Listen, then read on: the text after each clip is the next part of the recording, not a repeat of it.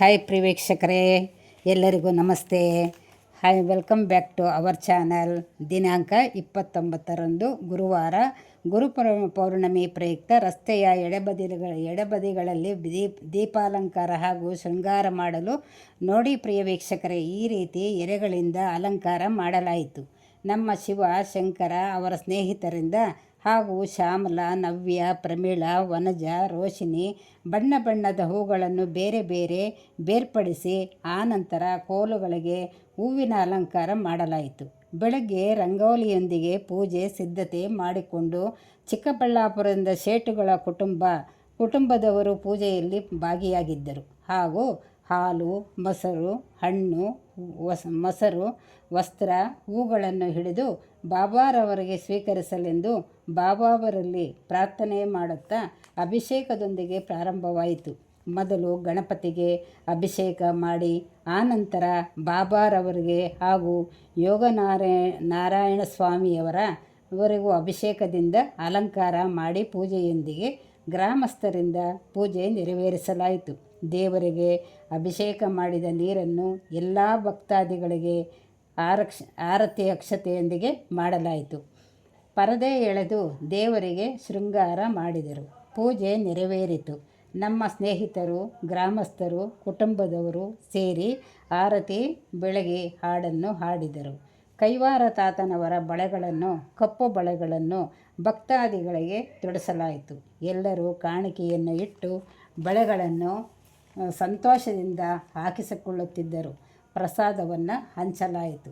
ನಂತರ ಭಜನೆ ಎಲ್ಲರೂ ತುಂಬ ಚೆನ್ನಾಗಿ ಹಾಡಿದರು. ಹಾಗೂ ಕೋಲಾಟ, ಸಾಂಸ್ಕೃತಿಕ ಕಾರ್ಯಕ್ರಮಗಳು ನಡೆದವು.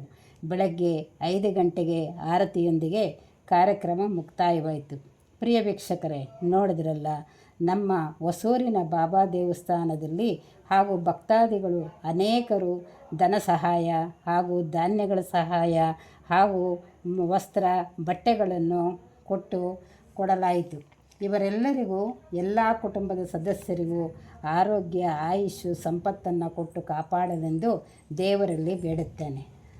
ಪ್ರಿಯ ವೀಕ್ಷಕರೇ, ನೋಡಿದ್ರಲ್ಲ ನಮ್ಮ ದೇವಸ್ಥಾನದಲ್ಲಿ ಯಾವ ರೀತಿಯಾಗಿ ಪೂಜೆ ಆಯಿತು, ಏನೇನು ಸಿದ್ಧತೆಗಳನ್ನು ಮಾಡಿಕೊಂಡು ನೀವು ಸಹ ಬೇರೆ ದೇವಸ್ಥಾನಗಳಿಗೆ, ಬಾಬಾ ದೇವಸ್ಥಾನಕ್ಕೆ ಹೋಗಿದ್ದೀರಾ, ಅಲ್ಲೂ ಯಾವ ರೀತಿ ನಡೀತು ಅನ್ನೋದನ್ನು ಕಾಮೆಂಟ್ ಮೂಲಕ ತಿಳಿಸಿ ಅಂತ ಹೇಳ್ತಾ, ಲೈಕ್ ಮಾಡಿ, ಶೇರ್ ಮಾಡಿ, ಕಾಮೆಂಟ್ ಮಾಡಿ, ಪ್ಲೀಸ್ ಸಬ್ಸ್ಕ್ರೈಬ್ ಮಾಡಿಕೊಳ್ಳಿ ಅಂತ, ಸಬ್ಸ್ಕ್ರೈಬ್ ಮಾಡದೇ ಇರುವವರು ಸಬ್ಸ್ಕ್ರೈಬ್ ಮಾಡಿಕೊಳ್ಳಿ ಅಂತ ಹೇಳುತ್ತಾ, ಐ ಲವ್ ಯು ಆಲ್. ಈ ವಿಡಿಯೋವನ್ನು ನೋಡಿದ ಮತ್ತೊಮ್ಮೆ ನಿಮ್ಮೆಲ್ಲರಿಗೂ ಧನ್ಯವಾದಗಳು.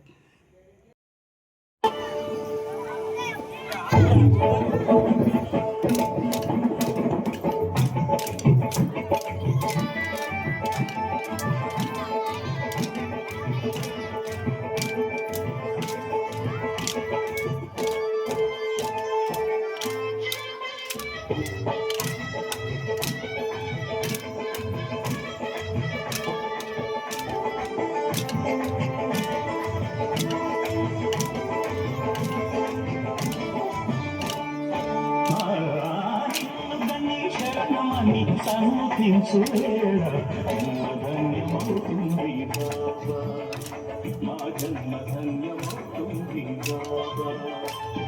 దాసవని తలచుకుని దోసలిరే వేళ దైవం తలపోతుంది కాదా.